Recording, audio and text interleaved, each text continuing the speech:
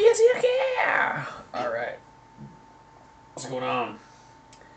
We got St. Petersburg Russian Imperial Stout at 7.4% ABV from Bakewell, United Kingdom.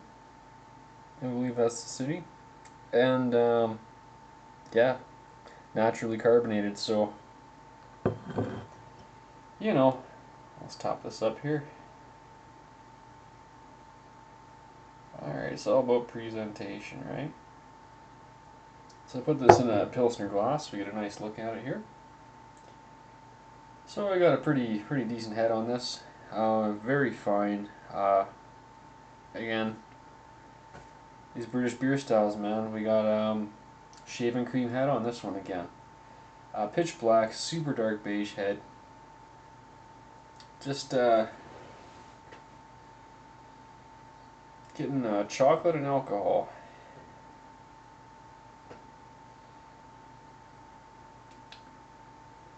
Oh.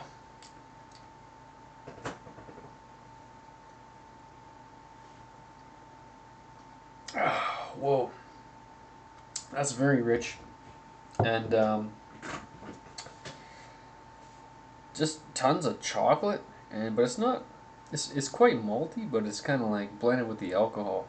And this is pretty boozy for 7.4 in an Imperial. I've had them up to 10, and this is about as boozy as some of the 10s, and I've had them a little bit lower that you can't hardly get any booze at all out of them. But this one's a heavier boozy one, like a slower drinking Imperial. So.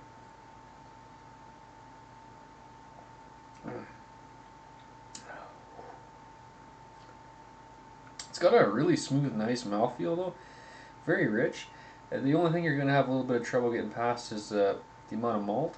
I think once you sip on this for a little while, it's gonna become less like intimidating, and you're gonna be able to drink it a little bit easier. So it's very smooth though, very just like pudding. You know what I mean?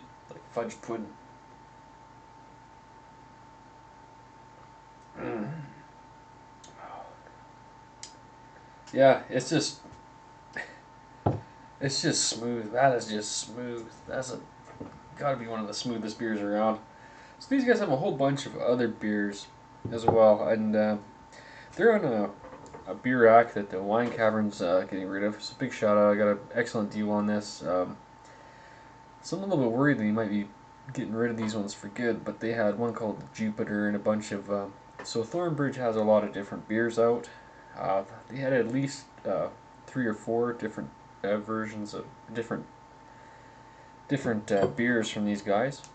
So maybe I'll get my hands on some other ones because this is definitely it's a pretty good quality beverage here. So I don't think any you'd be taking much of a risk to buy this or any of their other beers. Mm. Damn. Mm. That finish is amazing in this beer. I'm getting past the maltiness now, so just mostly the maltiness becoming less and less on my palate, and just more and more chocolate, more and more smoothness. Yeah, maybe pulling a little bit of the earthy hops and stuff out of it a little bit. So I'm really enjoying this beer right now. I'll put it that way. So, you know, if you're feeling like a Russian Imperial and this is available, don't hesitate. All right, so we're getting some pretty kick-ass lacing here.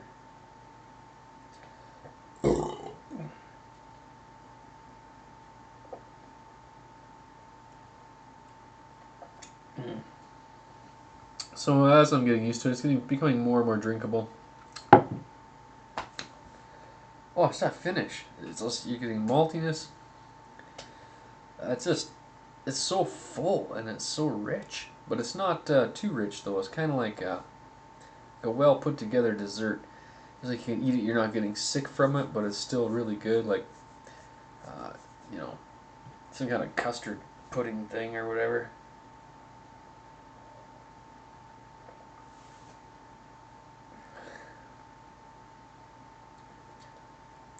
I don't know. It's hard to tell, you know, exactly how dry, or if this is even dry at all, really. It's dry in the mouthfeel and the texture, but it's so moldy. You know, it's really hard to.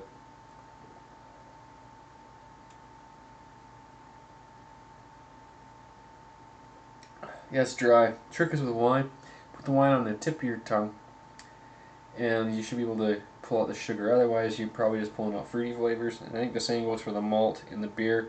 Just a little trick, just on the tip of your tongue, and then you can really, if you're having trouble figuring out if it's dry or if it's sweet, that's what the wine folks do. It seems to work. There's a lot of wines you would think were sweet, but it's actually just a lot of fruit flavors coming through.